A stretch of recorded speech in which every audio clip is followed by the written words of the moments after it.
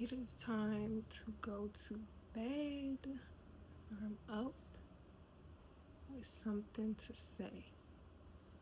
So, you know what that means. We're going to have some tea.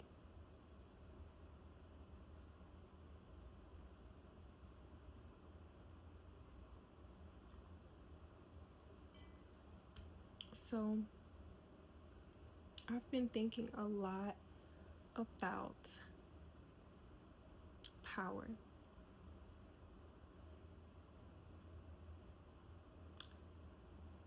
Not power over people,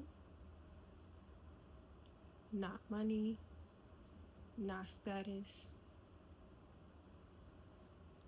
but a quiet power. Follow me, follow me.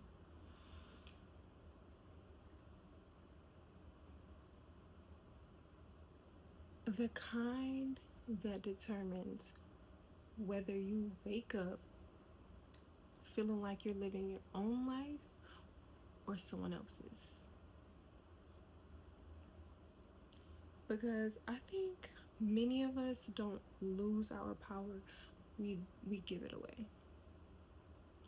We hand it away little by little until one day we don't recognize ourselves anymore.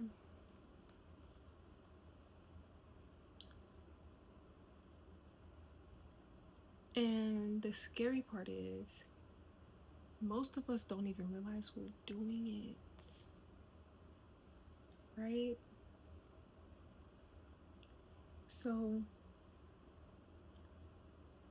this brings me to what giving our power away actually means, because I think we hear this phrase all the time, take your power back, but what does it actually mean? Right. So for me, giving your power away means allowing something outside of yourself to determine who you are or what you do or where you're going, right? Maybe that's other people's opinions, maybe that's your past, maybe that's social media, your childhood traumas. Maybe it's constantly trying to become someone you feel worthy enough to be. Instead of asking, who am I? We spend our lives asking, who do they want me to be? Personally, even I've caught myself doing this. Even me. Waiting until my setup looks better, my home looks better. Waiting until I felt inspired. Waiting until I felt like the version of myself that could step up and do this video right now. Meanwhile, life kept moving, because that's what it does. It'll go on with you or without you, with you and without you. So perfection can literally become the most socially acceptable way to procrastinate. Okay. So, yes, I don't think we abandon ourselves all at once. It's very tiny.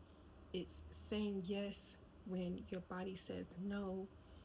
It's laughing at jokes that hurt or go against your moral standpoint, your moral views. It's making yourself smaller so that someone else feels more comfortable. It's ignoring your intuition because someone tells you you're overthinking. Changing your personality depending on who is around you. Never saying how you really feel. Staying busy because silence will force you to meet yourself. Every single one of those moments is practice. And you're either practicing abandoning yourself or returning to yourself. And habits create identities. So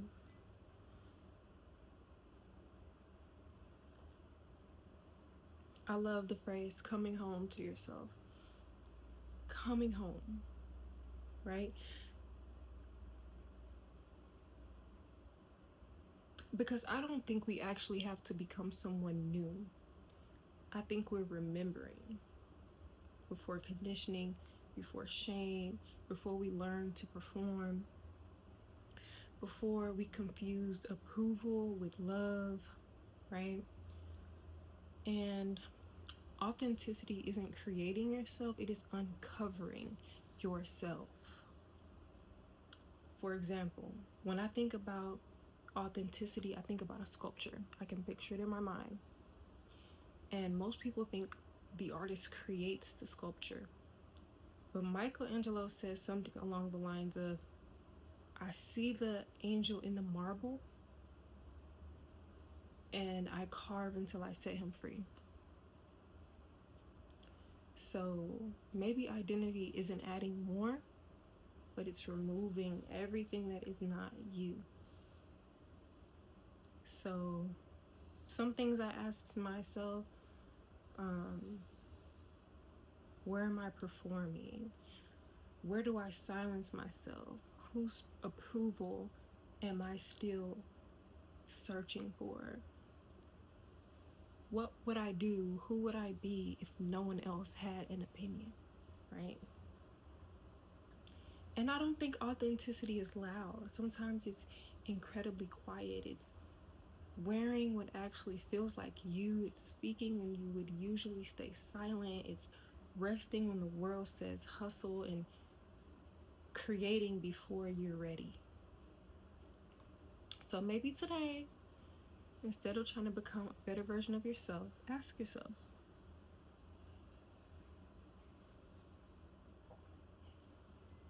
where did I leave pieces of myself? Because I think healing is less about becoming someone altogether new and more about gathering yourself back together piece by piece until one day you wake up and you realize that you have come home. You recognize that person in the mirror. So I would love to know, where in your life have you noticed yourself giving your power away? And what has helped you begin taking it back? And I'll meet you here next time for another cup of tea.